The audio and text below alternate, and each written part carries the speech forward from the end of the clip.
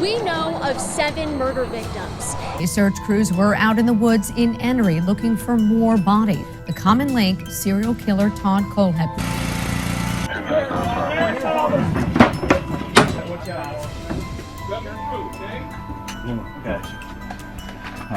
The girl, just a girl. How are you, honey? We're bolt cutters. This is our best. He's a paramedic. Oh yeah. Okay, we're gonna get you out of there. Okay. Welcome to the Deadly Diaries, where we dive into the darkest corners of true crime. Today, we unravel the chilling story of Todd Kohlhepp, a man whose troubled childhood masked a sinister transformation. Behind a seemingly ordinary adult life, Kohlhepp lived a disturbing double existence, hiding secrets that would shock a nation.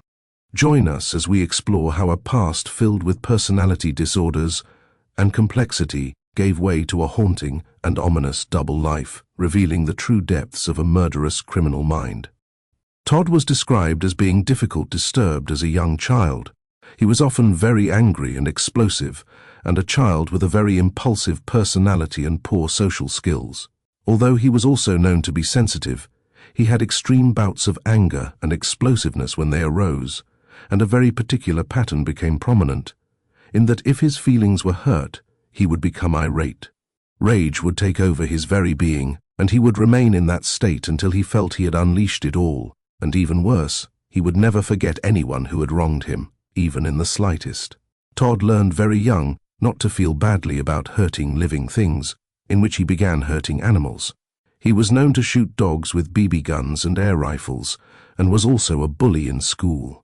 He was an individual who would get into trouble no matter the time or place, and this worsened as he grew older. As he became more troublesome and violent, he was sent to a psych facility for a few months in the hopes that it would mellow his violent tendencies and anger.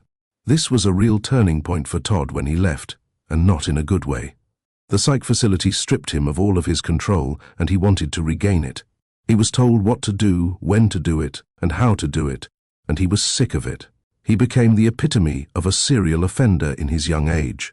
He needed and craved control, which only worsened him. His first act in controlling his life would be when he was 12 years old, where he would tell his mum to send him to Arizona to live with his father, otherwise he would kill either her or himself. This became a repeated topic, to which his mother felt there was no other choice but to send him to Arizona. In Arizona, he had more freedom to do what he wanted. His mother tried to keep tabs on him because of his troublesome actions, but she just couldn't. The distance would make that impossible, and with his dad being away for often 2 to 3 days at a time, he had all the time to do whatever he wanted. As he grew older, and without a parent figure present, he would display horrifying signs and with already violent tendencies. Aggressive behavior, narcissistic personality disorder, and borderline personality disorder, he would become the scariest version of himself.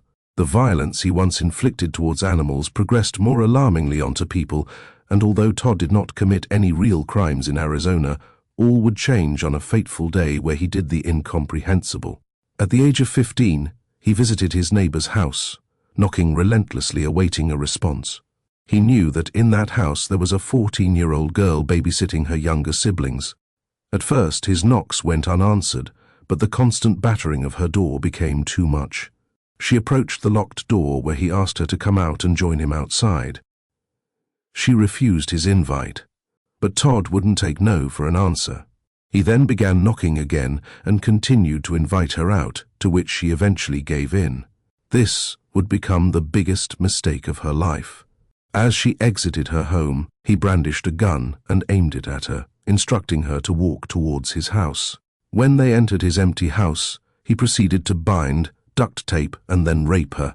The brother of this girl became worried that his sister had been away for a prolonged period of time, so proceeded to call the police, at which point the police eventually arrived and detained Todd.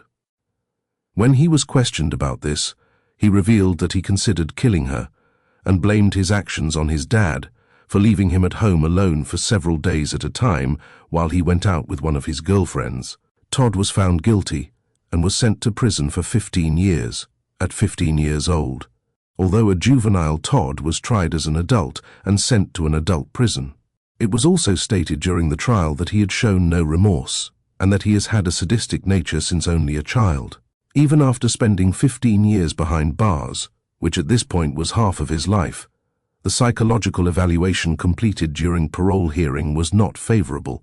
They concluded that Todd was a disturbed individual who had not been rehabilitated during his time in prison and that he would need continued treatment. Despite these warnings, he was released in 2001 due to the fact that he was not displaying behavior that would keep him in jail and was not answering questions with bad intention. As a result of this, they concluded that it was time for Todd to reintegrate with society. Upon his release, he moved back to Spartanburg, South Carolina. He was 30 years old and seemed to want to get his life back on track. He re-entered education and obtained his GED and associate's degree, to which he then obtained his bachelor's degree in the pursuit of a successful life and to right his previous transgressions. He received this award from the University of South Carolina, where he graduated top of his class. Despite all of this, his narcissistic and borderline disorders were still there. They caused him to have aggressive mood instability and the inability to control his anger. He was known to have several periods of uncontrollable rage and would often act explosively. However, he was generally able to hide these very well. That was until November 6, 2003. On this fateful day, he shot and killed 4 people at a Suzuki motorbike store. The owner, Scott Ponder, his mother, and 2 mechanics.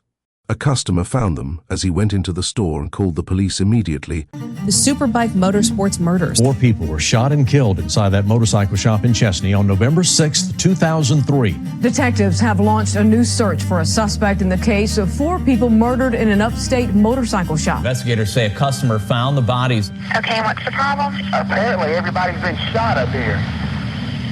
Everybody's laying down in a pool of blood. His mama's been shot, the mechanic's been shot, and the owner. At first glance, and for years to come, the police department thought it was an angry customer or a sale gone wrong, and they ran with this theory to no avail. Witness statements also seemed to match the theory of the disgruntled customer. However, even with these, they were not able to identify Todd as the culprit. As the days turned to weeks, police research on the dealership found a lot of customer complaints. It turned out that people would buy new bikes based on the pictures Scott provided to them, and when he delivered said bikes, they would be damaged or clearly second-hand. Police honed in on the customer and complaints theory as they felt the perpetrator could be within that group, so they sent letters to every customer that purchased a bike from the store and also checked their criminal records to see if there is any correlation. As it turns out, Todd was one of the customers, so too received a letter, and although police knew of his ominous past, he was never interviewed or seen as a potential suspect. The reason for this is because behaviorists advised the police department that the killer is most likely someone whose life has deteriorated due to the negative psychological effects of murdering someone. But Todd's life went in the complete opposite direction. He became successful, very successful, 2006. 3 years had passed since the quadruple murder, and Todd had just obtained his real estate license, which is where his success began. He was able to achieve this goal because he lied about the nature of the crime he committed when he was 15. He explained that it was a dispute between him and his girlfriend, as opposed to the ominous crime it really was. Todd realized that he had a knack for real estate, and within a short stint working for someone else very successfully, he decided to open his own brokerage to which he had obtained several clients, and grew his business to 15 people. He became extremely successful running his own company, making millions doing so, and also became very prominent in the community as a result, but no one ever suspected him of being the person he really was, hiding in plain sight. Although he was typically able to subdue his aggression and violence, there were instances where he received 3 or 4 client complaints filed against him with the Board of Real Estate in South Carolina. However, he was cleared of any wrongdoing. The complaints, however, did not just come from disgruntled clients. Those who worked with him said he often acted very weirdly and inappropriately, such as watching pornography at work and saying weird things which would make people feel uneasy, such as joking about guns and hiding bodies. But still, people did not suspect anything. They thought he was just a weird individual. 9 years had passed since this point, and police were still no closer to solving the Superbike murder, and Todd just kept becoming more and more successful. In December 2015, Todd hired couple Megan and Johnny Coxey to do some house maintenance for his large portfolio of properties. Megan and Johnny reluctantly agreed to this work because they needed the money, despite Megan's co-workers at Rober Waffle House warning them of Todd's weird and aggressive behavior. Her female friends would say that he would often creep them out, at which point a male server would intervene and serve him instead. Despite these warnings, Megan and Johnny took the work from Todd and then mysteriously went missing in that same month. People did not pick up on this disappearance because Megan and Johnny were the type of couple that would just randomly pack up and leave for days and weeks at a time to go traveling, so no one was worried until a very long time later. August 31st, 2016. Almost a year after the disappearance of Megan and Johnny, another couple, now in Anderson, South Carolina, went missing. Charles David Carver and his girlfriend Carla Victoria Brown left their apartment, never to return. Friends, colleagues and family realized very quickly that something was wrong because Charles worked a lot overtime and talked to his family and friends on a daily basis. Charlie spoke to his sister every day, so within a couple of days, the family visited the couple's apartment and got the building manager to let them in due to the growing concern. The apartment was empty except for their dog, which hadn't been fed for days. They also noticed chicken that had been thawing outside of the freezer, which definitely wasn't consumable anymore. The apartment was in a state which would indicate that they would be back. This was the first red flag, which brought a real scariness to the situation. A press release was released soon after this, and 2 days later, a friend of Carla reported her missing at Anderson Police Station. This disappearance was a big deal in Anderson, so several community meetings were held on how to search for the couple. The whole community wanted to find them, so daily searches began. Missing persons flyers were posted in every letterbox and stapled to every surface, in the hope that someone would have some good news. Whilst this was happening, police managed to obtain warrants to search the phone data of Charles and Carla in an effort to find any potential clues and recently visited locations. The police department found radio tower pings pick of phone records traveling down the highway and into a 95-acre farm in Spartanburg. Their phones remained there all day. In addition to this, the police department received a tip from an unknown person stating that the bodies of Charles and Carla were buried on a 95-acre farm in Spartanburg. The police department then got records of Todd and Carla's messages and found that she knew Todd for years prior. A week before the couple's disappearance, Carla needed money and messaged Todd about doing the maintenance and cleaning of his properties for money. These messages continued until the morning of their disappearance, where they agreed on where to go and where to meet. After the disappearance, messages from Charles's phone were sent to family members stating that he is fine, but this felt off.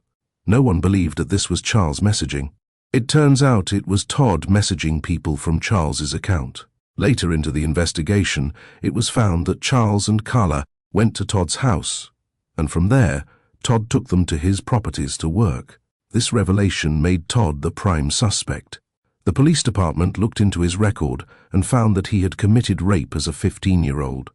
As a result, police started to do surveillance on the 95-acre farm, which was found to be owned by Todd. They noticed a garage and several shipping containers. Whilst this surveillance was happening, police obtained a search warrant for the farm and Todd's personal residence. The search warrant was scheduled for November 3rd, and Charlene Easel was the police officer conducting the search. They went in early morning so that Todd did not have enough time to suspect anything. The warrant was executed perfectly and caught Todd by surprise.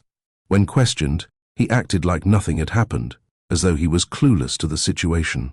He was questioned about Charles and Carla, and he continued to plead his innocence. Whilst Todd was being questioned in his personal residence, police on the 95-acre property called Charlene, saying that they heard tapping noises deriving from a shipping container. They were instructed to get into the container by any means necessary to investigate this tapping. They found Carla. Immediately after finding Carla, Todd was arrested on suspicion of kidnapping. My sergeant served a search warrant on your property. Okay? We have Kayla. We have Kayla in your property. She was locked in a container. Okay? I'm gonna need an attorney. Probably a good thing. Go ahead and put him in the back of your car. Sir. Yes, sir, I will. Okay. I'm not resisting. Okay. Just stand up for me. Will you? Stand up for me. Yes, sir. Come here, Taz. November 4, 2016, whilst Todd was in custody, police found the body of Charles buried on the farm. After Todd's arrest, police executed an investigation of his social media. They found that he had purchased the same lock that was used to lock Carla in a container and the same shovel that was used for burying Charles, amongst other evidence. November 5, 2016, whilst being interrogated by police, Todd quickly admitted to the murders of Megan and Johnny Coxey and went into detail about how he did it. Forward, I went around him and put another one through a spinal column. Okay, and you shot her? Not exactly. Okay. She panicked. I told her to sit down. She sat down. Went ahead and cuffed her. Patted her down. Told her I wasn't going to hurt her. She calmed down, and I actually took her to the Connex. I held her there for a couple days. How many days? 5 or 6. Okay. What made that change? What happened? What do you mean, what made that change? Well, she ended up dead. Oh, you mean where proceeded? Yeah. That makes sense. I wanted to get rid of her. The weather went to shit. The last day, I went over there, opened the Connex up. I just had enough. I want her outside. Put a 40 in the back of her head.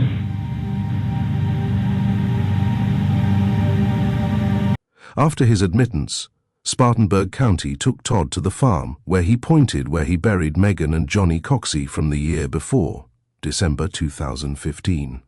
The next day, November 6, 2016, 13 years after the murder of 4 people at a superbike store with nearly 800 leads, Todd said that he would confess to this on the condition that he could speak to his mother. They agreed to this, and he confessed to those murders along with the other 3. In total, Todd confessed to all 7 murders, and in return, he spoke to his mother. I bought a motorcycle from them, had it 14 days, and I had gone back to them and told them that I was having a hard time riding it, and I was not so sure I had made a wise decision.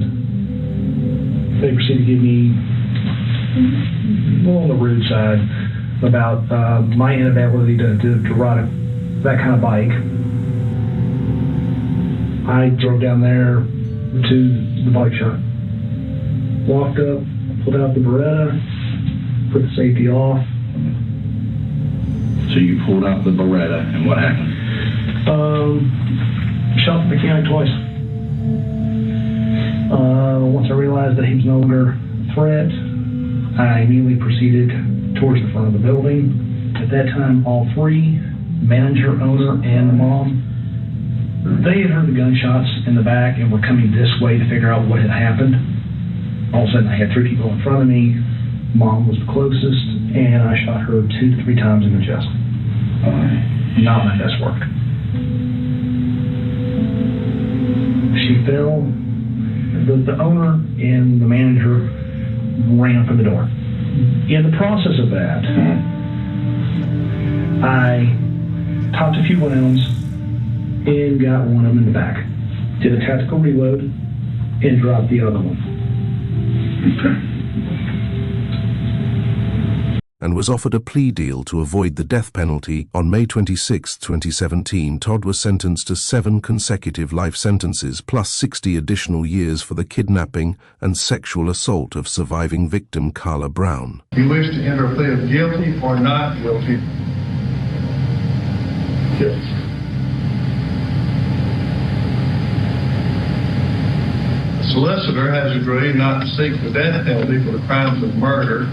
In return, you're pleading guilty to each of the crimes. As to each of the 7 counts of murder, you will receive a life sentence without possibility of parole. Is that true? Yes. Todd Kohlhepp's case is a chilling reminder of how darkness can hide in plain sight. A successful real estate agent by day and a cold-blooded killer by night, his double life went undetected for years. The discovery of Carla Brown chained inside a shipping container was the key that unraveled a long trail of murder and deception. As he serves multiple life sentences without the possibility of parole, Kohlhepp's story leaves behind unanswered questions, grieving families, and a stark warning Sometimes, the most dangerous people are the ones you least suspect. Thank you for joining us on this episode of The Deadly Diaries. Don't forget to subscribe, like, and share to stay connected with stories that matter. And remember, if you or someone you know is in danger, please seek help. Until next time, stay safe, stay vigilant, and never stop asking why.